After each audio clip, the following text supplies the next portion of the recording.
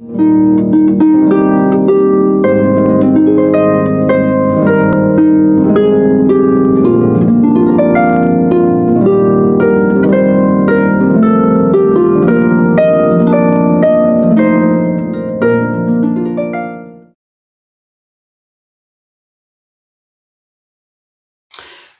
et bienvenue à cette vidéo. Mon nom est Daniel Durand, je suis le pasteur de l'Église baptiste de la foi à Drummondville et on avait débuté une série, un excursus sur la question du ministère apostolique. C'est un sujet qui suscite plusieurs questionnements, à commencer par la question à savoir si il y a encore des apôtres aujourd'hui. Alors, si vous n'avez pas vu les vidéos précédentes, je vous encourage vraiment à débuter par la première, évidemment, parce que c'est une série. Donc, il y a des points sur lesquels on a déjà répondu, des points qu'on a déjà vérifiés dans l'Écriture, exposés, et on poursuit. Donc, c'est la troisième vidéo, la troisième partie. Et dans la vidéo précédente, on avait commencé à voir la question de la fonction des apôtres, c'est-à-dire ce en quoi consistait leur ministère. Et donc, maintenant, c'est la suite, mais avant, on va juste remettre ce temps au Seigneur. Seigneur Dieu, encore une fois, on est béni, on est toujours béni quand on ouvre ta parole, Seigneur Dieu. On n'ouvre pas un livre comme les autres, on ouvre une parole qui est vivante. Seigneur, c'est vraiment toi qui nous parles, qui nous instruis, et de sorte que pour bien la lire, on doit se mettre à tes pieds, de prendre la position, la posture du disciple, et reconnaître qu'on a besoin d'être instruit, qu'on désire apprendre de toi. Seigneur, que tu puisses disposer nos cœurs, nos pensées, notre intelligence, pour qu'on puisse bien recevoir ce que l'Écriture dit. Amen. Donc, la dernière fois, on avait vu que les apôtres avaient comme donc une de leurs fonctions, c'était d'établir le fondement pour l'Église. Paul dit aux chrétiens d'Éphèse, il dit, vous avez été édifiés sur le fondement des apôtres et prophètes. Je vais revenir sur ce verset-là parce que, bon, il y a une petite technicalité du texte original. Mais pour l'instant, disons que apôtre et prophète, c'est pas deux ministères différents dans ce texte-là. C'est autrement dit les apôtres qui sont aussi prophètes. Et dans ce rôle d'établir le fondement, il y avait celui d'expliquer tout l'Ancien Testament en lui donnant toute la lumière messianique, ce qu'on appelle en théologie le sensus plenior, le sens accompli, le sens plein, je préfère accompli, le sens de réaliser, c'est Jésus-Christ est venu accomplir, il est venu réaliser ce qui était annoncé. Et un exemple qui est très fort, qui est fascinant, c'est Matthieu 2,15, mais avant de lire, je vous donne le contexte. Alors, Hérode a appris que le Messie juif est né. Le Messie est destiné à devenir roi des Juifs. Hérode craint donc de perdre sa couronne. Il décide de tuer tous les mâles de 2 ans et moins. Un ange apparaît en songe à Joseph pour lui dire de fuir en Égypte avec Marie et Jésus. Et nous lisons en Matthieu 2,15, Joseph y resta jusqu'à la mort d'Hérode, afin que s'accomplisse ce que le Seigneur avait déclaré par le prophète. J'ai appelé mon fils hors d'Égypte. Alors, de quel prophète s'agit-il? C'est Osée, le prophète Osée, au chapitre 11, verset 1 que je vous lis. Quand Israël était jeune, je l'aimais et j'ai appelé mon fils hors d'Égypte. Et je vous invite vraiment à lire Osée 11. Vous allez voir que Osée, dans ce chapitre-là, reprend l'histoire de la nation juive pour montrer sa désobéissance chronique. Et donc Dieu l'a appelé hors d'Égypte, mais Israël a s'est maintenu dans une désobéissance chronique. Au lieu de dire, on a été délivré, on va glorifier Dieu, on va l'honorer, le servir, on va être fidèle à l'alliance, obéir à la loi, Israël s'est révolté. Toute la génération qui est sortie d'Égypte est morte au désert à cause de l'incrédulité, sauf Josué et Caleb. Et je vais ajouter aussi Moïse, même s'il est mort, il faisait pas partie de cette génération-là, au sens de celle qui a péri à cause de l'incrédulité. On voit ça dans l'Épître aux Hébreux, où l'auteur rappelle cette génération qui est morte au désert à cause de son incrédulité. Et le même auteur de l'Épître aux Hébreux dit que Moïse a été fidèle dans toute sa maison. Donc, il est mort au désert pour un péché, mais c'était pas l'incrédulité qui envoyait promener Dieu. Donc, Osée 11, quand on lit cela, on dit, c'est un compte-rendu de ce qui s'est passé dans le passé. Un peu comme un historien le ferait. Mais voilà que Matthieu voit dans ses mêmes versets non seulement un compte-rendu qui appartenait au passé, d'Osée, mais aussi et surtout une prophétie dont l'accomplissement restait à venir. Je vous relis Matthieu 2,15. Joseph y resta jusqu'à la mort d'Hérode afin que s'accomplisse ce que le Seigneur avait déclaré par le prophète, j'ai appelé mon fils hors d'Égypte. Autrement dit, le fait que Dieu a sorti son peuple d'Égypte, Osée, c'est pas juste qu'il rapporte ça comme un truc passé, puis peut-être même à son insu, Osée, plutôt, Matthieu voit que ce verset d'Osée, c'est pas juste quelque chose qui rapporte un événement du passé, mais c'est une prophétie qui doit s'accomplir. Et excusez-moi. Et une autre surprise du traitement que Matthieu fait du texte d'Osée, c'est qu'il applique ce texte qui nous parle de la nation juive, il l'applique à Jésus seul.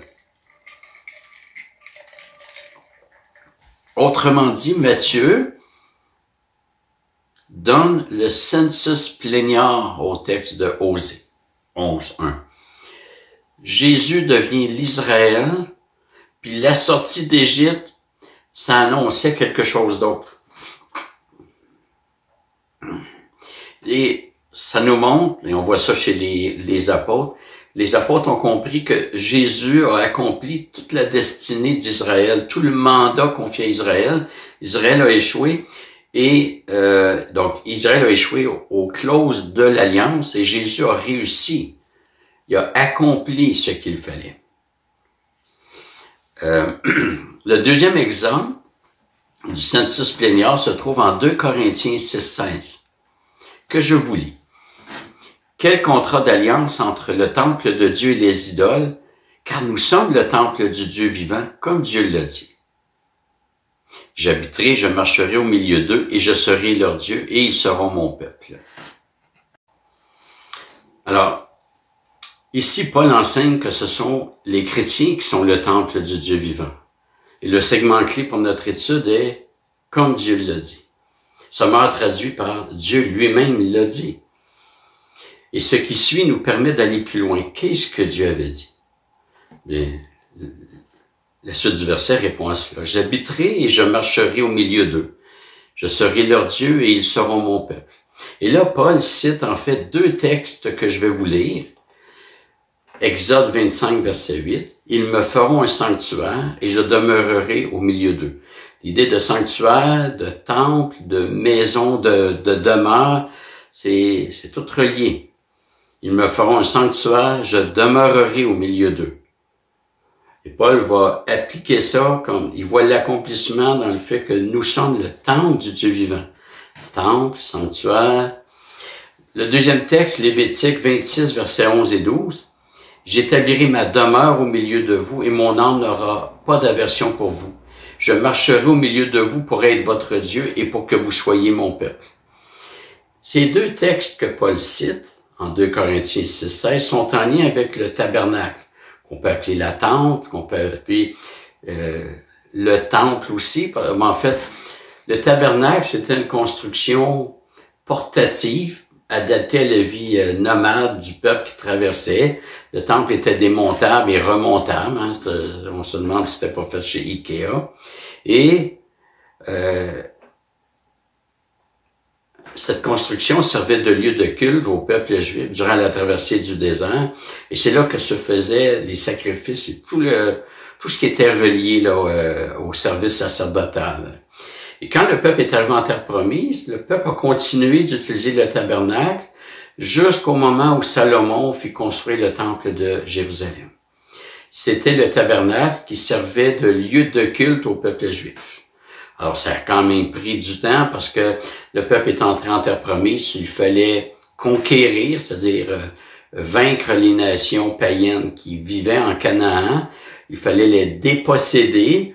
Et après ça, bon, il y a eu la période des juges, donc Josué, juge. Après ça, il y a eu le début de la royauté avec, on est passé de juge à la royauté avec Samuel, dernier juge, puis ensuite la royauté, le premier roi Saül, et puis ensuite David aurait voulu construire le temple à Jérusalem, mais Dieu lui a dit non, c'est pas toi, ça va être ton fils Salomon.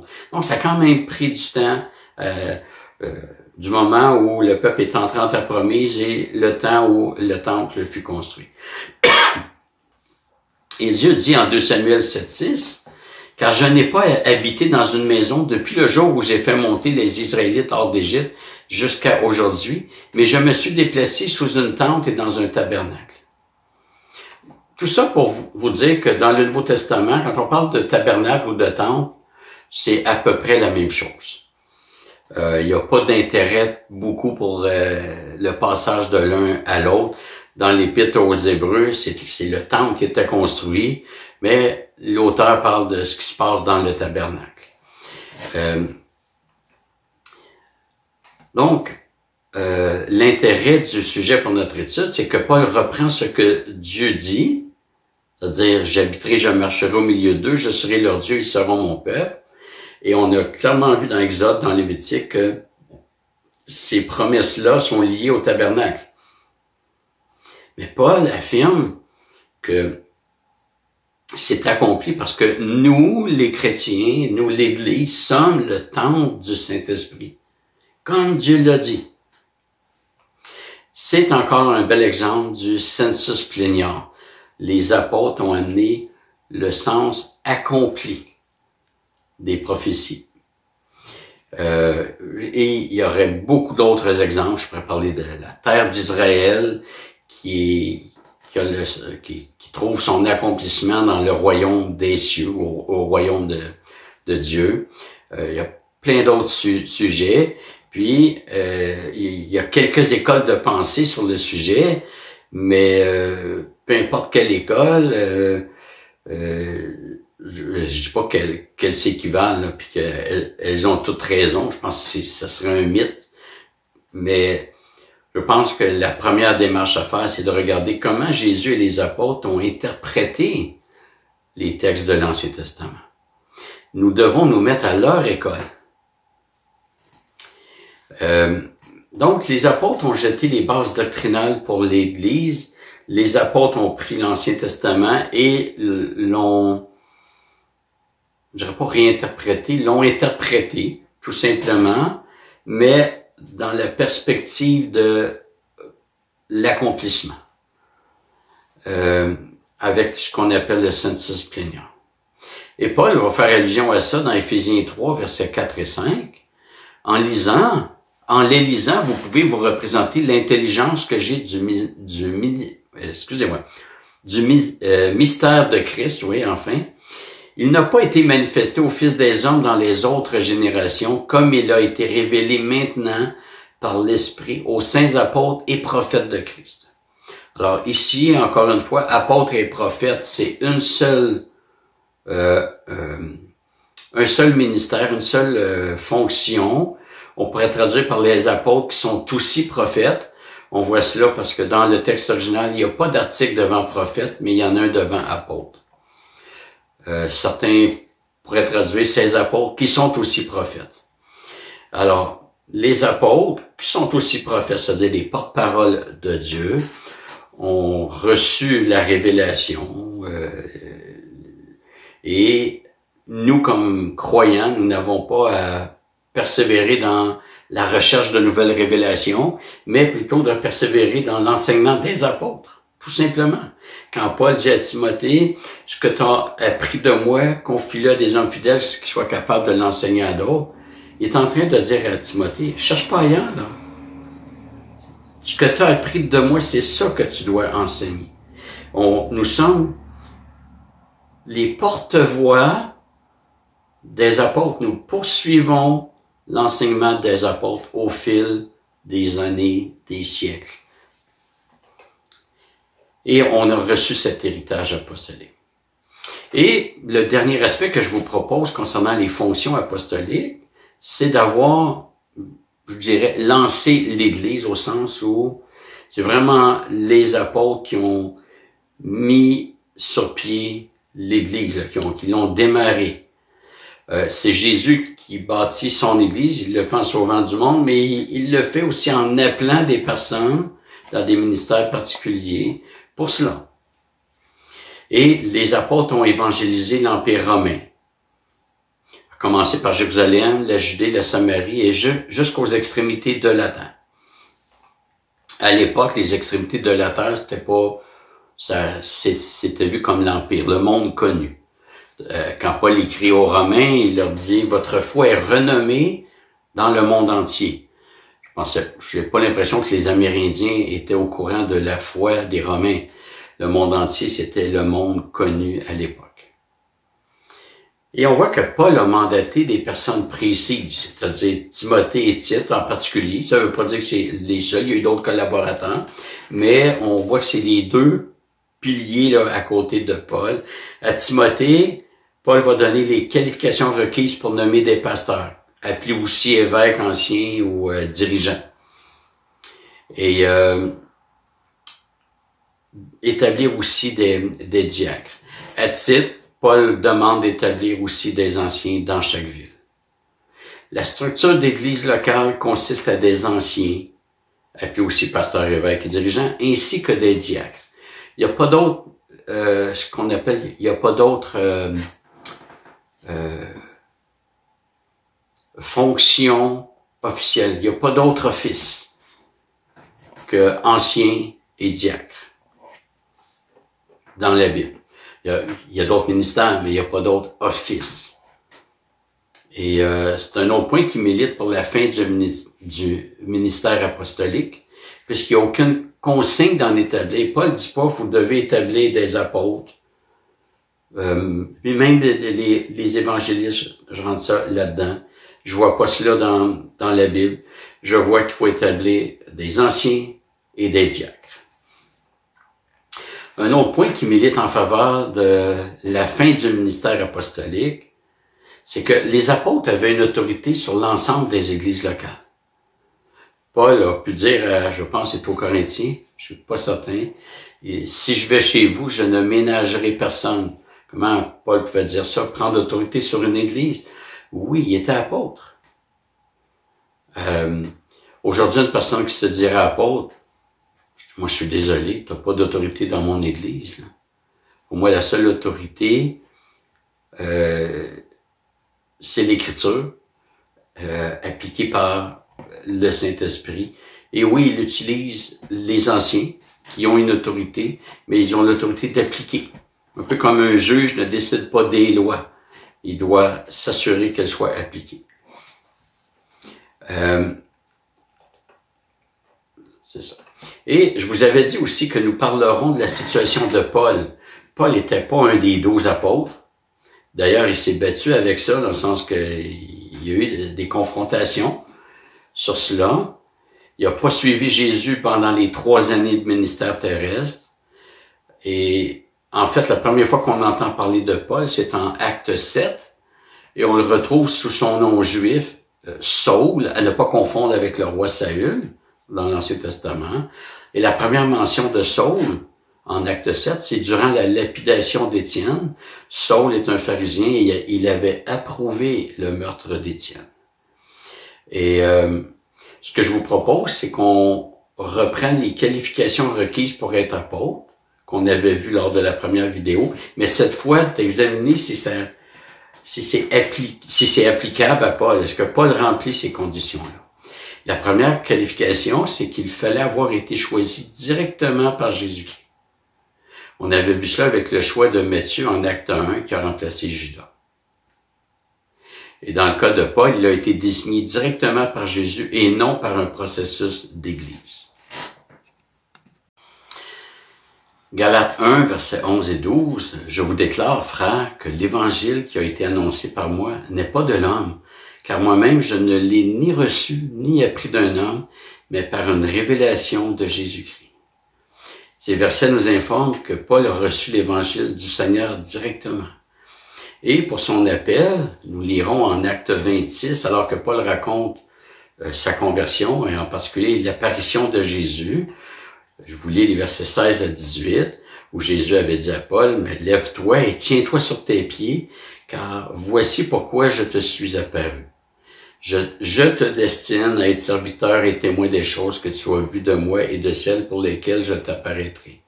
Je t'ai pris du milieu de ce peuple et des païens, vers qui je t'envoie pour leur ouvrir les yeux, afin qu'ils se tournent des ténèbres vers la lumière et du pouvoir de Satan vers Dieu, et qu'ils reçoivent le pardon des péchés et un héritage avec ceux qui sont sanctifiés par la foi en moi. » Donc, Paul a reçu l'Évangile directement de Jésus. Il a reçu son appel, sa vocation directement de Jésus. La deuxième qualification, donc Paul répond à ce critère d'avoir été choisi par Jésus-Christ lui-même.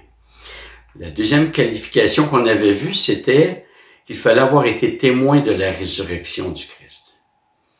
Et on s'est spécifié quand on avait regardé dans Acte 1, pour remplacer Judas, c'était il y avait deux candidats qui répondaient aux critères. Mais le critère était qu'il fallait avoir vu Jésus-Christ ressuscité. Et Paul va justement plaider qu'il rencontre ce critère. 1 Corinthiens 9.1, il dit, « Ne suis-je pas libre? Ne suis-je pas apôtre?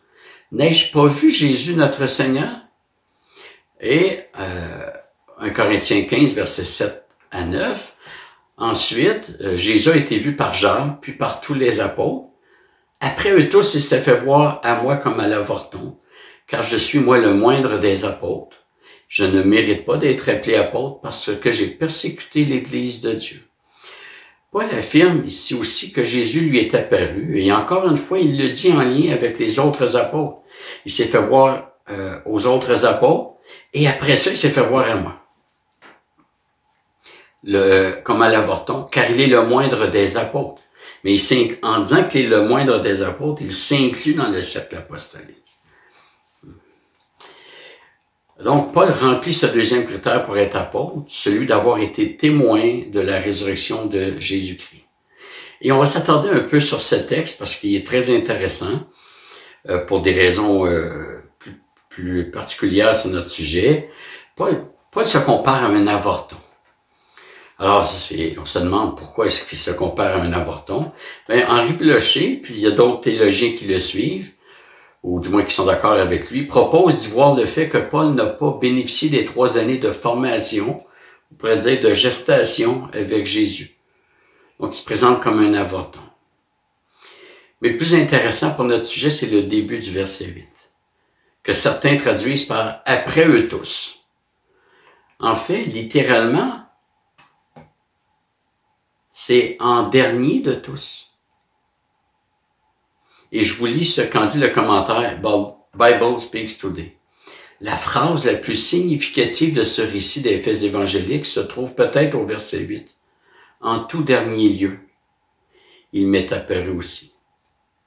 Par cette terminologie, Paul dit au moins 2 choses. Premièrement, sa propre rencontre avec Jésus ressuscité après l'ascension est d'égale validité et de nature identique aux autres apôtres qu'il vient de mentionner. Autrement dit, cette apparition le qualifie pour être apôtre, au même niveau que les autres apôtres. Deuxièmement, une fois que Jésus ressuscité est apparu à Paul, il n'y a plus eu d'autres apparitions de cette nature. Quand Paul dit « en dernier de tous », en fait, dans le texte original, le dernier est au superlatif. On pourrait pratiquement dire le dernier des derniers. Donc, il n'y a pas eu personne d'autre à qui Jésus est apparu par la suite. Je sais qu'on entend des témoignages de « moi j'ai vu Jésus », etc. Personnellement, je n'y crois pas en raison de ce que Paul dit. Je veux pas juger, je veux pas prêter de mauvaises intentions à ceux qui disent ça, c'est pas mon but, c'est pas mon rôle. Mais je peux pas recevoir ce témoignage-là. Il contredit, à mon avis, ce que Paul affirme. Alors, Dieu voulant, la prochaine fois, on va continuer sur la question, le troisième critère pour Paul, et j'espère qu'on va réussir à terminer ce sujet pour revenir dans l'Épître aux Romains. On va regarder la prochaine fois ceux qui sont appelés apôtres, mais dans un sens différent. Alors, Dieu voulant, ça sera pour la prochaine vidéo. Alors, on va prier avant de se laisser. Seigneur Dieu, merci encore une fois pour ta parole. Merci pour les réponses qu'elle fournit quand on l'étudie, Seigneur Dieu, quand on veut tenir compte de l'ensemble des données, on voit qu'il y a quelque chose de cohérent, Seigneur Dieu, et on est reconnaissant pour cela. Merci pour ton Saint-Esprit qui nous dirige dans ces études. Et Seigneur, ma prière, c'est que tu puisses nous donner d'appliquer ce qu'on apprend. Par exemple, on a vu que le canon biblique est terminé, on n'a pas à chercher de nouvelles révélations, mais on doit persévérer dans l'enseignement des apôtres. On a là, Seigneur, une belle application. Que tu nous donnes de persévérer dans tes enseignements et de ne pas rechercher autre chose que tes enseignements. Seigneur, je veux aussi te prier pour une sœur dont j'ai appris il y a peut-être 3 heures que son petit-fils ou sa petite-fille est à l'hôpital et que elle est entre la vie et la mort. Seigneur, que tu puisses veiller sur cet enfant, sur son corps comme sur son âme. Seigneur, on implore ta grâce pour la vie et on implore aussi ton soutien pour notre sœur et que tu puisses vraiment la consoler, la réconforter. Amen. Voilà, chers amis, chers frères et sœurs, merci d'avoir été présents et à bientôt.